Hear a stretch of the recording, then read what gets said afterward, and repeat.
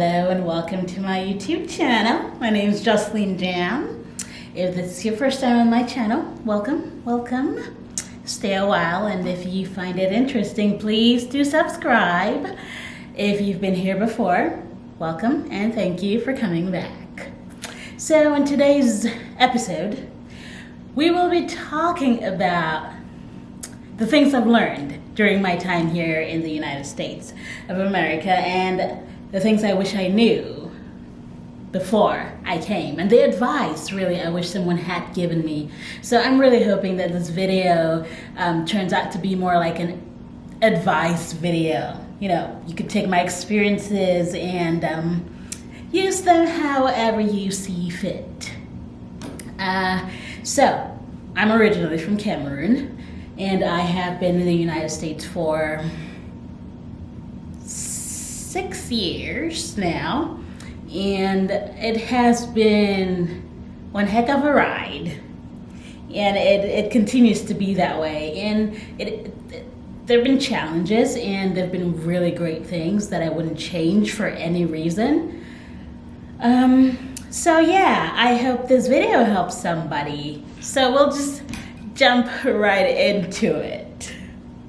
The very first thing I'm going to talk about is adapting. People are going to expect you to adapt. You are in the United States of my country. You're in the United States of America. You're in my country. You're going to have to learn the way we do things and do things that way so that you can fit in.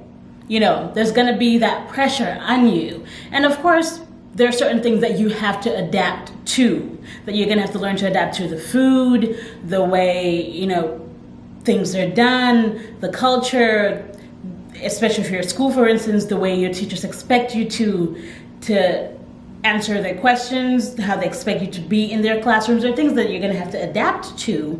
But at the same time, you don't want to be so flexible that you lose who you were before you came to this country.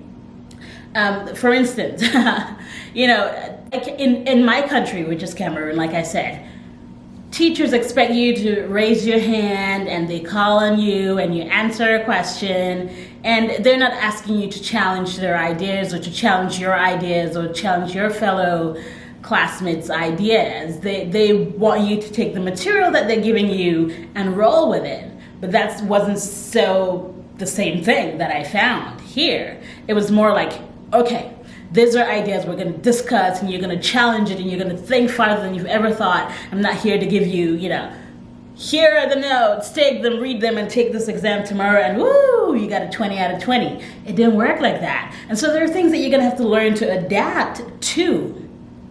But there are other things that you just don't have to. So you would have to use your discretion to pick and choose the things that you say, okay, sure, this sounds like a good thing. I could adapt to this thing so that my stay would be easier. And there are other things where it's like, okay, no thank you. Example, you know, I'm not saying this doesn't happen in other countries, but I went to college in my country before I came here, and we weren't going to parties every night and getting drunk and doing drugs and that sort of thing. It wasn't happening on my college campus either, because my campus was a small Christian college, beautiful campus, but there were no drug-laced parties going on. But I know that in a lot of colleges in the United States, that's happening. You know, there's drugs and alcohol and partying all night long. And sometimes you may want to adapt to that so that you can have friends and you can, you know, have people to hang out with and, you know, get to know people. That's something that I would never choose to do, for instance, to adapt. If that was what I needed to do, I wouldn't do that. You know, so you're gonna have to like pick and choose the things, but you have to be aware that coming to this country, there will be things that you need to adapt to and things that you would not otherwise have done in your country because, I don't know, they didn't do them in your country or it didn't come up, you know, because here there are cultural differences, and that's the other thing that I'm going to talk about. That's number 2, cultural differences. You have to absolutely be aware of cultural differences. I would tell you something. So if you're coming from maybe West Africa or wherever, you know that, if you meet someone and they smile at you and maybe you have a quick conversation, in a group with people, after that, when you go out, if you meet those people again somewhere else, all of a sudden you're friends and you can gist, and you can be like, so how have you been? How's it going? What are you doing? What are you up to? And you can just chat like you've known each other forever. Now that is not the case here in the United States. And I would tell you that I learned that the hard way. I was like, what did I do? I thought I was friends with this person. All of a sudden, they're like running away from my eyes in the concourse, which is like this hallway next to our dining room, whatever, at my school or my former school. Or, they'll smile at you and it's just to be polite, a courtesy smile. And you're thinking, oh, they want to be friends with me. And it's like, no, I don't want to be friends with you. I'm just being polite. So if this does happen to you when you're here, especially if you're at school, they have nothing against you. They don't hate you. It is just a cultural difference. The third thing I'm going to talk about is food. Guys, food. When I came, I read a lot of books. So in these books, I'd learned things like,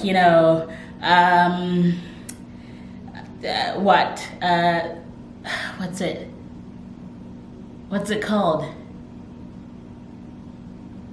Whatever. I'd learned names of this random, American dishes, and they always sounded so good. I'll put a name of the dish that I'm thinking about right now on my screen. Anyways, you'd read about these names and it'd be like, oh my God, this must taste so great. And then you come to the United States of America and all of a sudden it's like, okay, what's going on?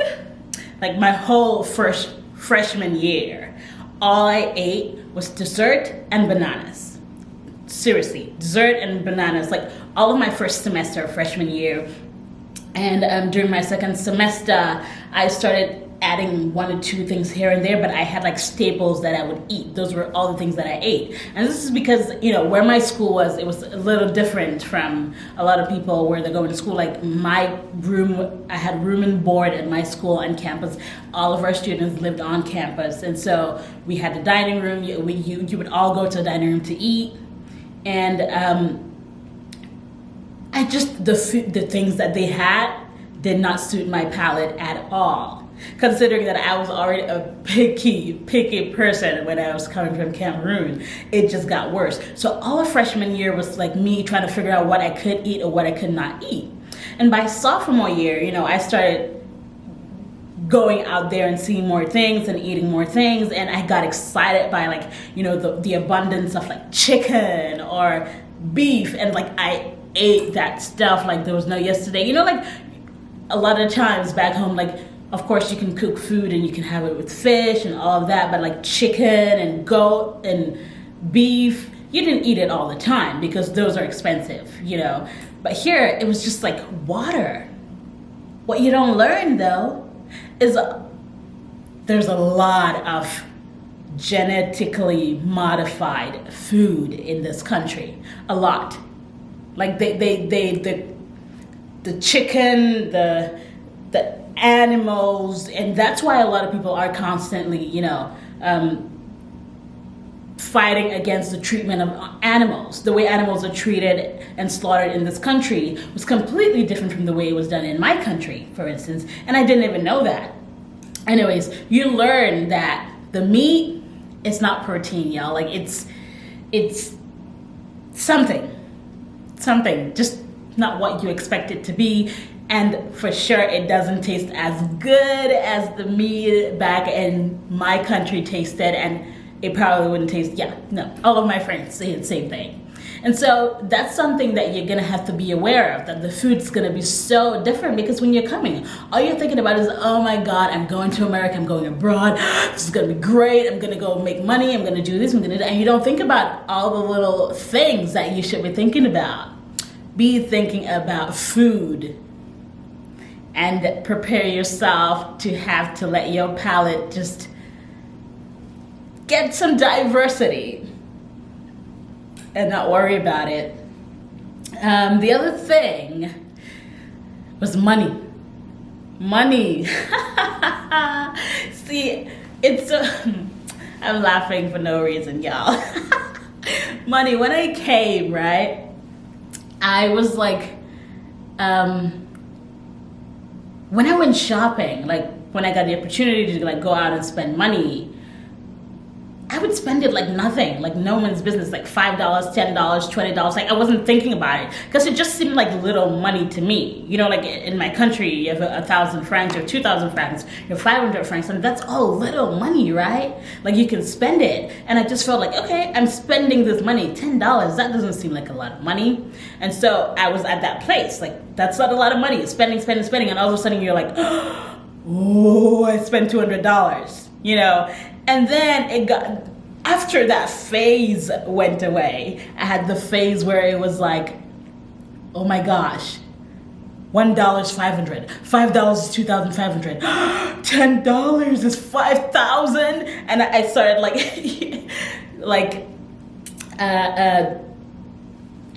what's it called? You know, taking the currency, my Cameroonian currency, and comparing it to the American currency. And it made it so much harder for me to spend money or to do anything, because I was always like, this money, my mother could do this. Oh, my sister could do this with the amount of money. I could do this with this amount of money. And it just made things harder, because I would not be able to spend any money at all, because I kept being worried that, you know, this is money that could be used for something else. And so you're gonna have to, you know, prepare yourself to sort of go through a process of figuring out what money means to you when you're in this country. And it may be a process for you the way it was for me, or maybe you'll just come in and you'll adapt. But here's the other thing. Absolutely learn what your money is. You know, what's a cent, what's 25 cents, what's 50 cents, what that looks like, what a dollar looks like, what $5, well, $5, $10, $1, $20, all of those are easy to know because it says that on it. But you have to make sure you learn about the cash and what it looks like. I had to learn it real fast because I had a part-time job at one point where I was a cashier for my dining room, and so people would come through and sometimes I'd pay cash. I had to learn about money real fast. And especially if you're not gonna be staying in a dorm like I was, and you're gonna be, you have to rent your own home and stay outside and go shopping, you wanna make sure that you have the right money so you don't go reach in front of some cashier and you're like, which one is this and which one's that, especially if there's a line behind you. Anyway, yeah, money, food, yes. What's the next one? The next thing I'm gonna talk about is something that it's so easy to like fall into, and that is the ease of life. Like life is so easy, but not in, you know, you don't work hard or you go out and you just get money for doing nothing. No, like there's washing machines, there's dishwashers, there dryers where you put your clothes in and they dry out. I can tell you that I don't remember how to wash anything by hand.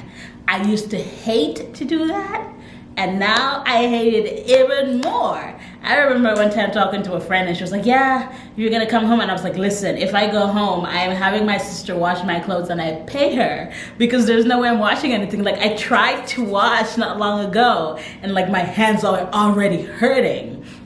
And so life can be like really easy in that sense. You know, there's a lot of machines, there's a vacuum, there's no broom for you to sweep with, you vacuum. You know, there's the mop that's like a standing mop, you don't have to bend over so your back's not hurting, you're standing over and you're mopping, and that just sounds like a laziness to me.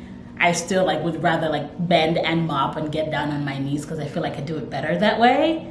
But there's like the mopping and all that. So life can get pretty easy in terms of that. So you can definitely expect that. And you know, you can go to the movies, you can go out and, you know, you can order food and they bring it to you. Yes. I didn't get to have that pleasure while I was at college because, like I said, we were away from the city in a little beautiful historic village, and we didn't have, you know, restaurants that would bring you food to you. You always had to go out, and it was difficult to go out because you don't have a car, and there's a whole drama about that. But once I got done with school and I moved out to San Francisco, it was so nice to like just sit in my room and call and be like, so I'd like to order XYZ, and be at my door. That I love. Well, so the next thing I'm going to talk about is like away from that ease of life, but it has to do with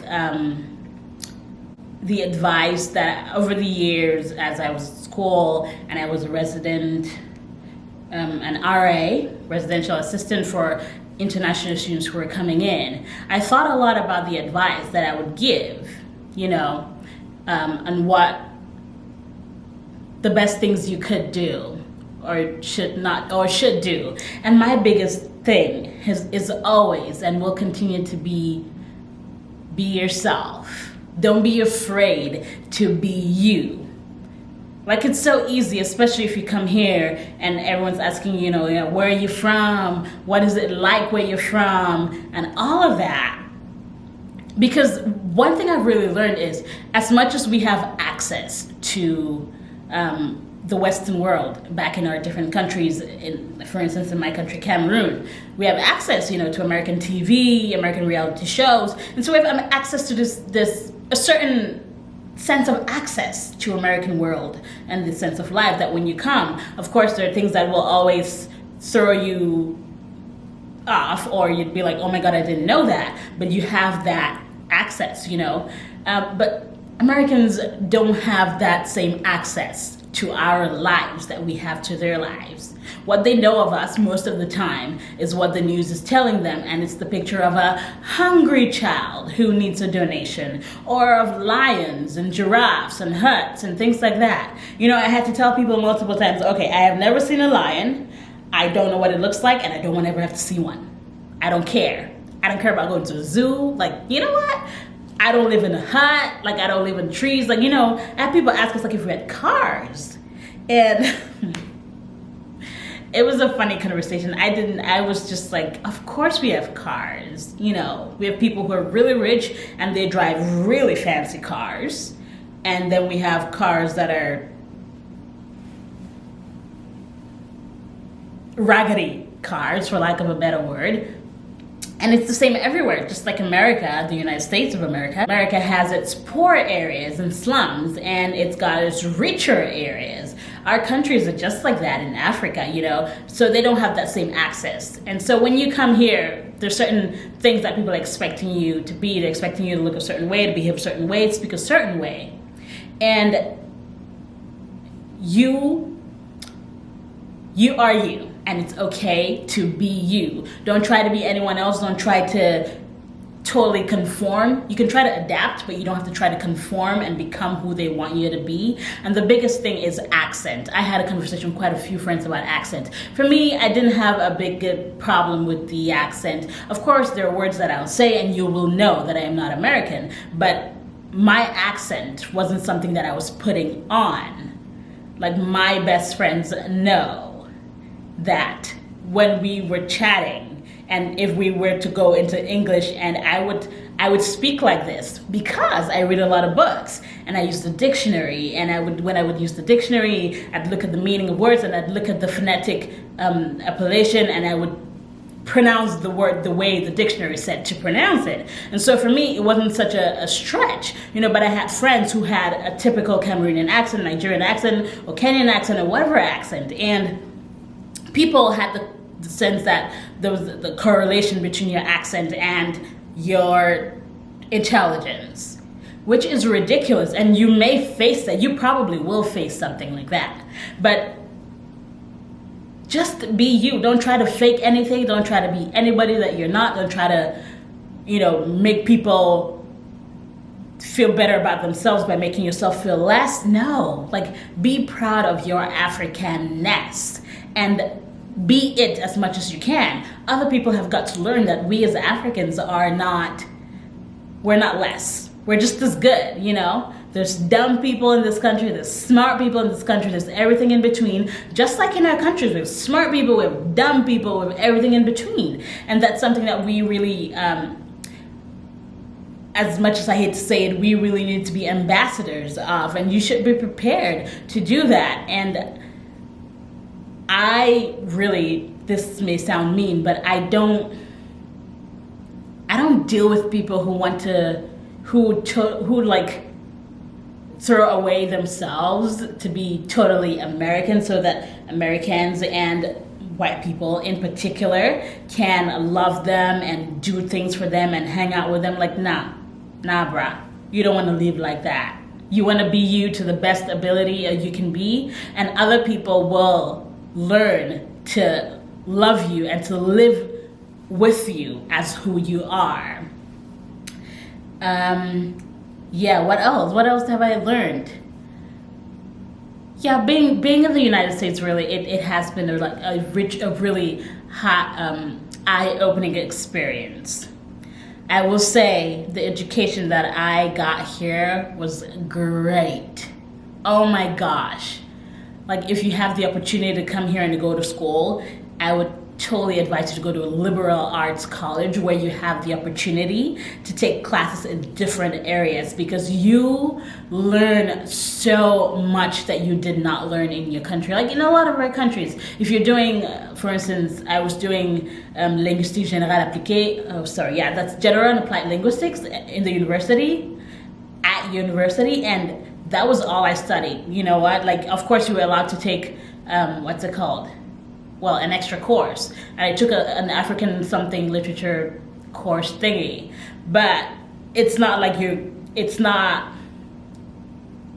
wasn't the way I got to have it here. I got to take theater classes, I got to be in plays, I got to take sociology classes and to study social construct and just study so many things and to learn different things about the world, and it's such a huge blessing that I was able to have this opportunity. And if you do, come to the United States for whatever reason, I would advise you to get out of your comfort zone. Like, don't come and get stuck in a place where there are only Cameroonians or only Nigerians or only Ugandans or only, whatever country you're from. Don't get stuck in that neighborhood because you're comfortable there. You have to, why would you leave your country to come meet other Cameroonians, other Nigerians in the same place? No, you're gonna leave your country so you can learn about the world and know the world. And making money could be why you were coming to this country, but that doesn't mean that you cannot go out and be a part of the world, a world that's different from yours. There's so many people who come here and they don't experience anything that's American. They stay in their little nooks, in the corners where the people from their countries live, and that's it. Why would you travel the world and not set yourself out there to see what the world has to give you? Like, if you travel anywhere, really, put yourself out there, get out there, learn things, know things, have fun, know people, learn the cultures, because that's how you grow cultural competence and you become a certain citizen of the world, by actually just immersing yourself in the world that you find yourself in. And yeah, that's the end of my rant. Okay. So I hope that this video was helpful to you. If you did enjoy this video, please like, comment, share with your friends and family, and don't forget to subscribe and hit the notification bell so you know when I post a new video. And if you have any comments, please put them down below, and tell me about your experience in the United States or in any other part of the world, or any other thing that I forgot to talk about. And if you have topics you'd like me to talk about, please go ahead and put it in as well. Love to you all. Je vous aime.